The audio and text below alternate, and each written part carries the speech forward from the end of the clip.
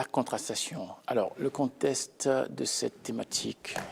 Alors bonjour Steve, bonjour aux téléspectateurs et bien sûr on parlera de la contraception parce que parmi les droits des femmes, on cite également les droits reproductifs et sexuels qui abordent l'éducation sexuelle, qui abordent la contraception et également l'avortement.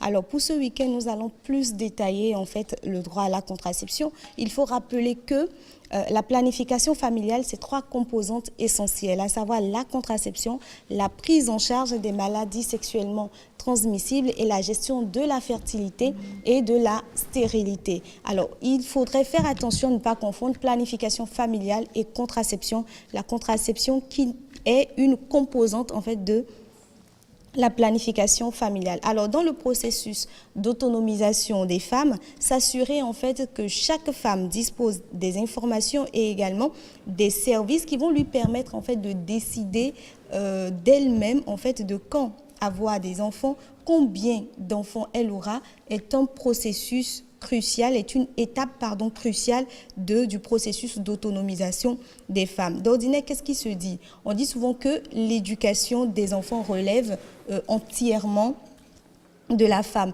Et on sait en fait ce que ça implique pour une femme qui a ne serait-ce qu'un seul enfant en termes d'éducation. Ça implique beaucoup de sacrifices, beaucoup de concessions et un temps, ça lui prend un temps énorme en fait pour arriver à éduquer un seul enfant. Imaginez en fait quand elle doit en éduquer plusieurs, si elle ne contrôle pas sa naissance, quand elle doit en éduquer 10, 15, 20 ou 38, qu'ils vous souviennent que sur cette émission, dans cette chronique, on a parlé d'une Ougandaise qui a 38 enfants, Mariam Nabatonzi, la voilà.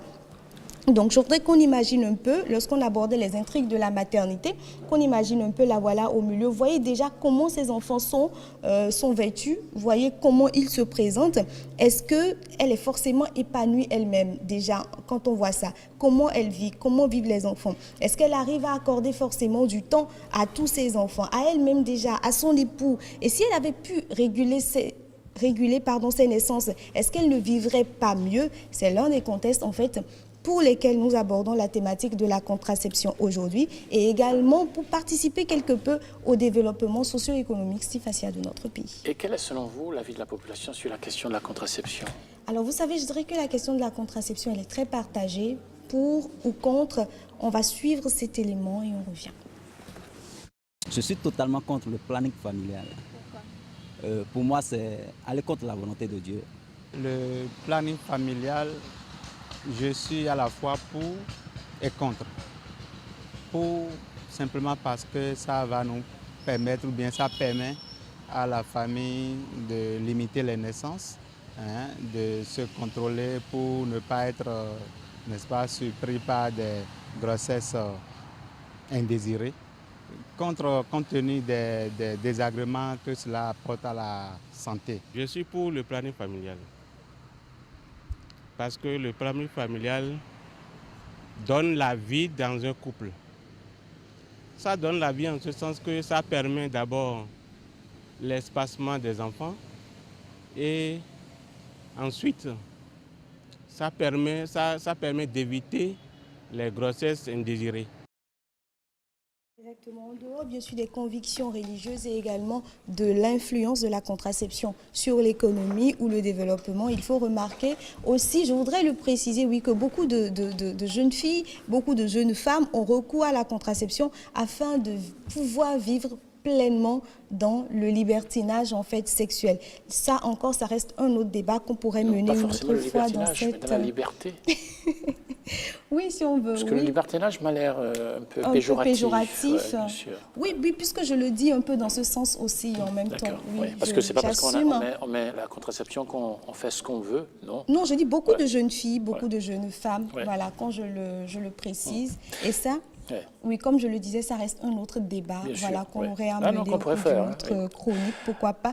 Quoique, beaucoup restent sceptiques tout de même à cause des préjugés. Bien sûr. Alors, avant d'en venir justement aux préjugés, dites-nous quelles pourraient être ce que j'appelle les raisons de la réticence de certaines femmes à l'utilisation de la contraception, puisqu'il y en a beaucoup aussi qui sont réticentes. Exactement, il y en a beaucoup qui sont réticentes. Nous nous sommes rapprochés d'un médecin, Dr Françoise Rougny, elle nous l'explique. Elle est à la BPF, non? Oui. N'est-ce pas? Oui, c'est ça.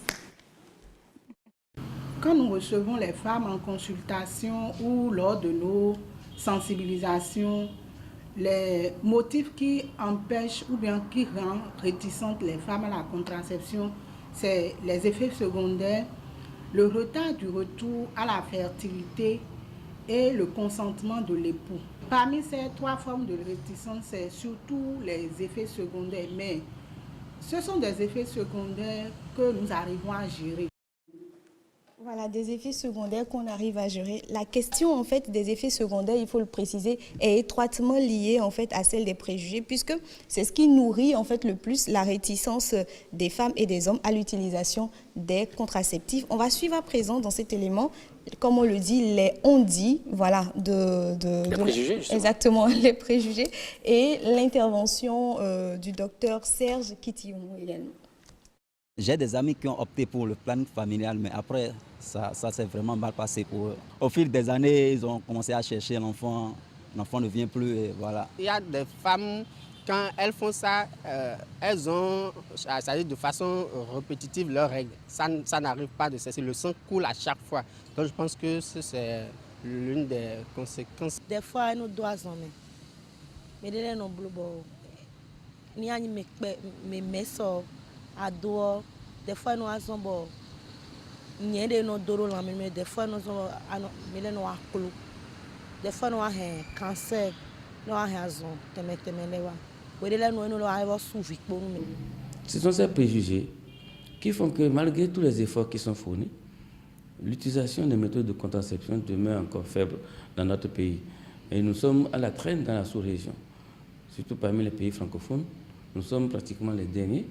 Tout le monde a évolué, mais nous devons être encore entre 12 et 15. Je mets cela sur le code de l'ignorance.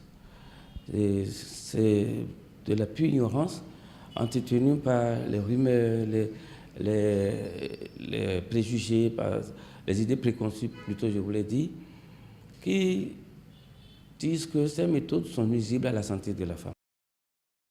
Voilà, des rumeurs, des idées préconçues. Oui, exactement. Vous savez, ça part très vite. Il suffit qu'une seule personne n'ait pas accès à la bonne méthode de contraception adaptée forcément à son organisme. Voilà, et ça part dans tous les sens. Je vois que vous êtes en train de oui, non, j'ai fait mes ranger. Voilà, exactement. Donc, on va poursuivre. C'est bon? Oui, c'est bon. Qui peut... Oui, parce que... Oui, allons-y. Ouais. Qui peut avoir recours à la contraception? Oui, qui peut avoir recours à la contraception? Je ne suis pas médecin, je vais laisser un médecin nous le dire. Si déjà une personne de sexe féminin commence déjà les rapports sexuels, ça veut dire que cette personne peut se planifier à condition que cette personne ait déjà les menstrues. Une fille pubère qui a déjà les rapports sexuels peut déjà bénéficier d'une contraception sans l'avis de ses parents. Si la fille ne peut pas communiquer, ne peut pas discuter de la sexualité avec ses parents, et c'est qu'elle a déjà les rapports sexuels et qu'elle ne veut pas d'une grossesse, je pense qu'elle peut, sans l'avis de ses parents, parce qu'on ne demande pas l'avis des parents, on va avoir des rapports sexuels, donc aussi sans l'avis des parents, on peut adopter une méthode contraceptive.